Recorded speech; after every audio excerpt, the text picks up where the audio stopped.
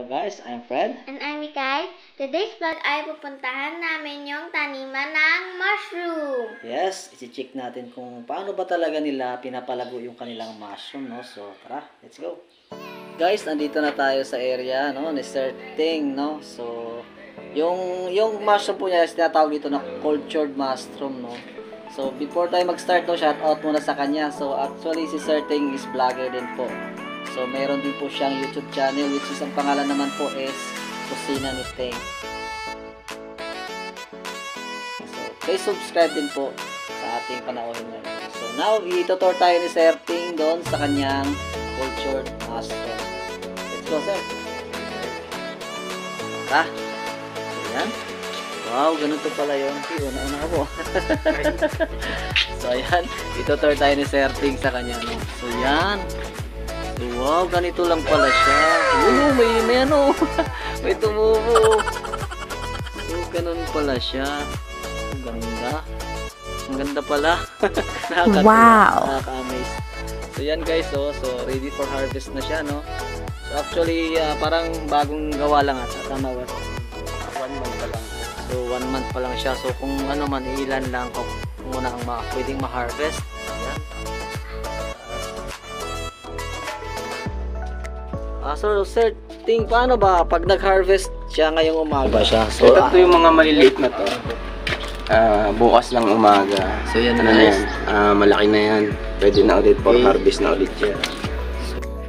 So, yan guys, yung mga ano dito, good for ilang months to, sir, bago siya mapapalitan? Yung ganitong mga style na, siguro mga 3 months na lang siguro to, or 2. Pero actually po yung lifestyle talaga niya nito, paano katagal? Sa experience namin, 4 to 6 months. So, okay guys, itong mga itong mga tinutubuan ng mushroom. So, nagagamit siya o natutubuan siya ng mga mushroom within 4 months, no? So, after 4 months, kunyan, magkakulay siyang ganito. So, dapat siya papalitan na siya. So, guys, lipat naman tayo sa ibang area, no? So, nakakatuwa. First time ko nakapasok sa ganitong cultured mushroom. So, puti siya, no? So, this area naman. So, marami pala siya, no? So, gaano siya karami? Wow! Itong nailagay niyong mga ilang piraso? Sa 3,000 yan. Wow, 3,000 pala siya. So, yan, no? So, yan, maliliit pa. So, by tomorrow pa siya pwedeng ma-harvest. Itong mga to. So, yan. Ayan, si Mikay, oh. Excited na siya mag-harvest. Mamaya, papakita natin si Mikay mag-harvest dito. Pero ilan lang po yung pwedeng i-harvest, no?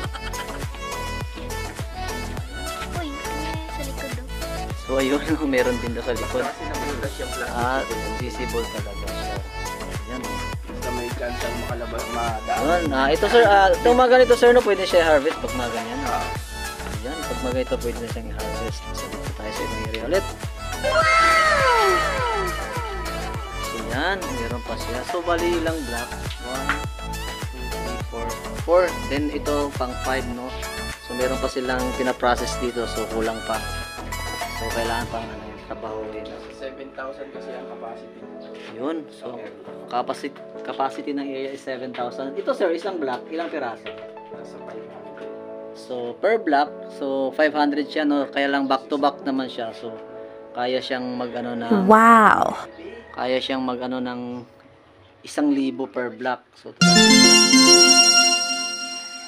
okay. Ngayon naman, mag-harvest daw si Mikay. So, kita tayo mag-harvest si Mikay. Let's go! Okay, so now po, mag-harvest na si Sir Ting. No? Papakita siya kung paano ba mag-harvest. Ano lang? Ayan, binubunot lang pala siya.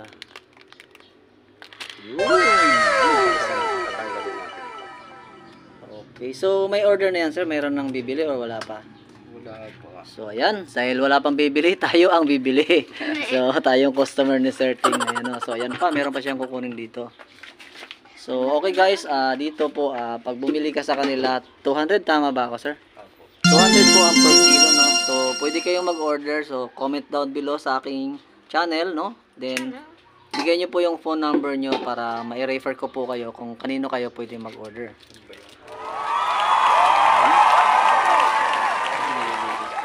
Ayan naman yung ano. Okay, after po mag-harvest, tatanggalin yung ano, so lilinisan pala siya. Kinakayurang kasi. Okay, lilinisan. Sir, ano bang mga nilalagay nyo dito sa ano na to? Mga plastic na yan. Yung ano yan, kusot ng puno. Tapos may mixture lang siya na asukal, darak at saka apog. So yan guys, gustong magsisimula no para sa ganitong cultured na mushroom na pag ano. So yun na, sinabi ni Sir kanina, so kusot lang daw po kailangan. Yan. Kusot lang daw po, din may asukal, tama ba ako Sir no? Oo, asukal. Asukal at saka Darak. darak. So yun lang guys yung kailangan mo, then ibabalot mo na siya sa plastic. So sir, sa ganitong business, magkano? Kapag meron ka ng growing house, itong ganito kailangan kasi enclosed siya eh. Yes po. Bawal din kasi siya ng mga insekto. Mm. Makapag-start ka rin siguro sa mga 5 to 10K. Yung paunti-unti ka na. Kaya mo na siyang paramihin. So yun guys, no? Po yung starting niyang business na to. Pag ito yung gusto nyong i-put up, no? So cultured mushroom, start na po siya sa 10,000.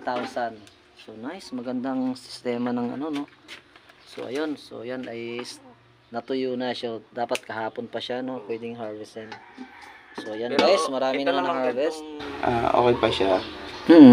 Wala pa rin na problema sa akin. Okay. Mas maganda medyo... So yan Mikay, kasi Mikay naman. Tuturuan ka dali, ihilain mo lang siya.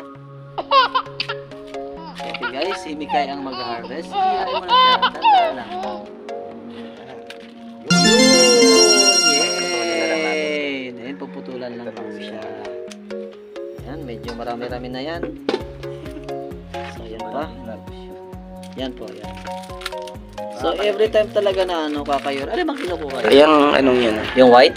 Yung medyo dilaw-dilaw na yan. Okay. Kasi pag yung nag-ano na yan, yung nabulok, ayan yung pinapasok na insekto. Pag napasok yung Mangingitim siya, no? yun yung Mangingitim. problema. Mangingitim. So yan. So yan guys, no, napapansin ko sa bandang dulo. Ayan, kung nakikita niyo po, meron pala siyang cotton.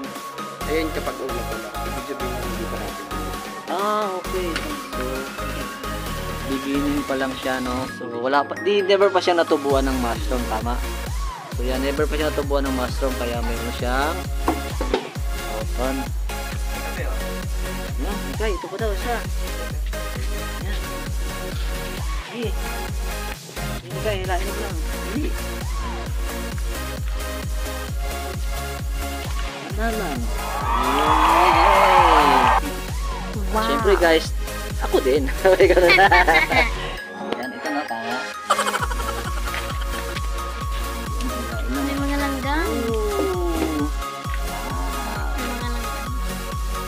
Ito, sir, pwede na ito, sir? Wow. Yes. Nakakatuwa. Ayan, si baby ni sir. Ano name mo? Ate? Marami mo ba? Si Ella. Si Ate Ella. Hello, Ate Ella. Guys, di pa ako na kontento, no? Kailangan ko pang mag-harvest ulit. Ito, yan. Pwede na. So, sorry, sir, bago siya, no? Dito siya tumubo sa gilid, no? So, yun. Ngayon lang sumibol ito. Kasi nabutas yung plastic. Okay. Ngayon lang sumibol.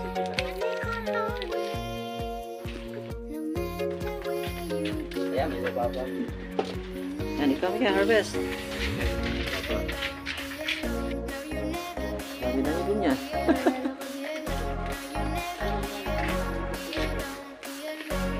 Dito sa kabila. Ayan, nandyan sa likod. Malit pa ata.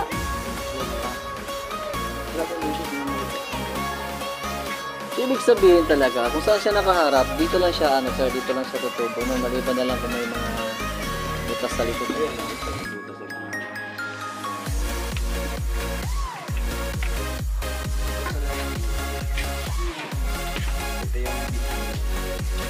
Okay, pakita natin. So, okay guys, ito yung binhi niya, no?